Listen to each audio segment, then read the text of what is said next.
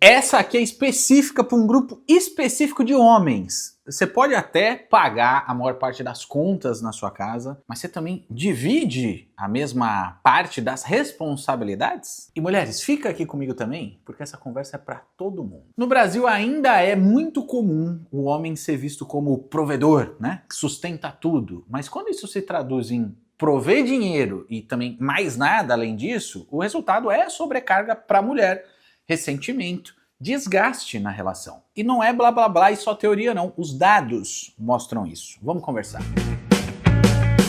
No Brasil e no mundo, né, na verdade, os homens ainda ganham mais que as mulheres. É uma estatística cruel e existe a ideia de que porque o homem costuma trazer mais renda para dentro de casa, ele tá liberado das outras responsabilidades. Só que não é bem assim não. Olha o dado. Em média, as mulheres gastam 21 horas por semana em tarefas domésticas contra apenas 11% de horas gastas nas mesmas atividades por homens. A gente já até falou mais desse assunto num outro vídeo esses dias. E esse acúmulo, essa sobrecarga, leva a consequências às vezes irreversíveis para o casal. De acordo com essa mesma pesquisa, quase metade das mulheres entrevistadas já recebeu diagnóstico de ansiedade, depressão ou algum transtorno mental decorrente disso. Então dá pra gente dizer que essa sobrecarga ela não é só física, de mais horas de trabalho em casa, é também uma sobrecarga emocional. Repara um negócio importante, que hoje a gente não tá falando da mesma coisa do último vídeo que a gente discutiu, quem que tem mais poder de decisão financeira. Aquele dia o foco era falar de autonomia, hoje o foco é justamente essa sobrecarga que muitas vezes não é vista e que pesa pra caramba. Culturalmente no Brasil, essa sobrecarga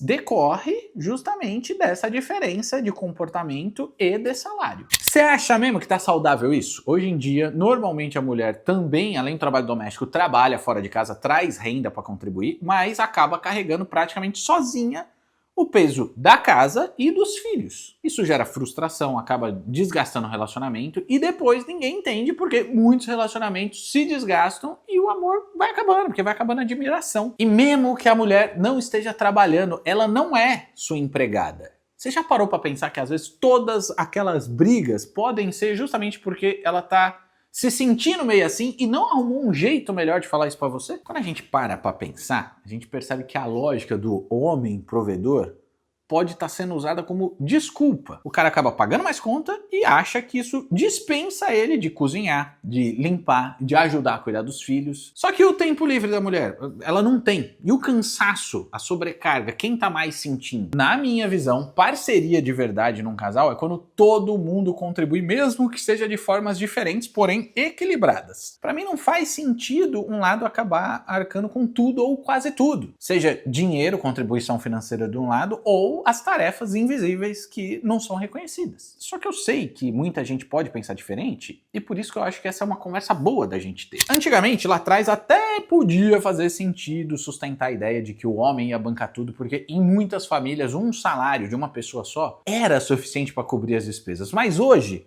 quem que sustenta uma casa com um salário só?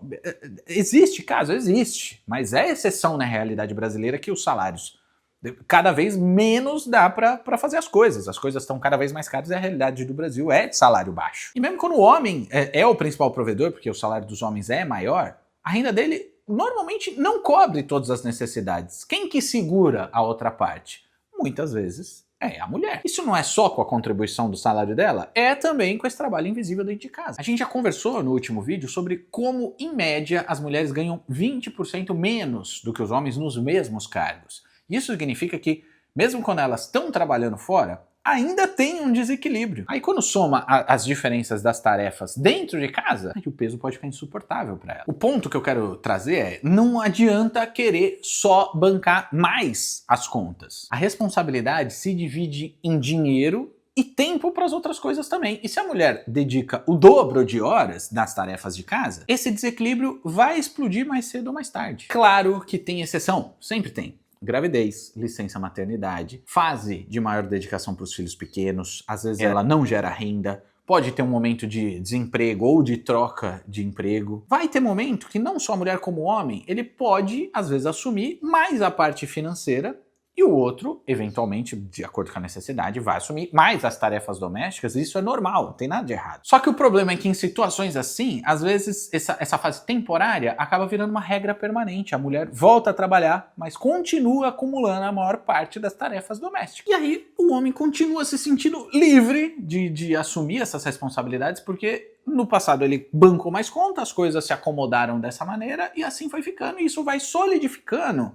um desequilíbrio que pode destruir o relacionamento com o tempo. Quando um lado se isenta de fazer o que devia fazer, cara, às vezes o outro fica ressentido. A pessoa que assume todo o resto das tarefas vai se sentindo sozinha, mesmo estando com um parceiro dentro do relacionamento. Daí a intimidade vai acabando, tem cada vez menos diálogo, isso vai comprometendo até a admiração que um tem pelo outro. E acaba entrando num círculo vicioso, né? Um se afasta, o outro percebe isso, o casal vai se perdendo. Quer mais dado pra gente ter mais argumento nessa conversa? Essa sobrecarga tem impacto tanto na saúde física como mental. Um estudo recente de um instituto chamado IPEA mostrou que as mulheres são as mais sobrecarregadas com os trabalhos, os cuidados, né, não remunerados. E quando essa parceria vai deixando de existir, né, vai entrando em desequilíbrio, é a família inteira que perde. O casal vai se enfraquecendo, os filhos vão crescendo num ambiente de desequilíbrio e, no final das contas, todo mundo paga essa conta que não é financeira. Na minha opinião, num relacionamento saudável, é os dois que vão segurar as pontas juntos para tudo. Seja nas contas de casa, conta de luz, louça, cuidando dos filhos, não é só na hora de pagar as contas, porque amor tem que ser parceria em tudo, e parceria significa equilíbrio entre finanças, nas tarefas que não são remuneradas, né, nas tarefas mais invisíveis, e também bastante diálogo. Quando os dois começam a dividir tudo de verdade, não é só o relacionamento que cresce, são as duas pessoas que crescem juntas, livres do peso de ter que carregar muito mais coisa do que a outra. Essa é a minha visão. Eu realmente acredito que um relacionamento, para dar certo de verdade,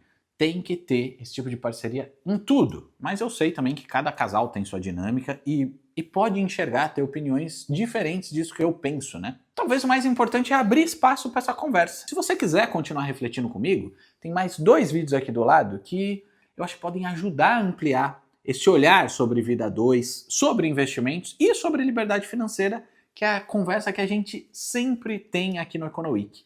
Eu sou o Cezita, escolhe um dos dois e bora junto nessa jornada.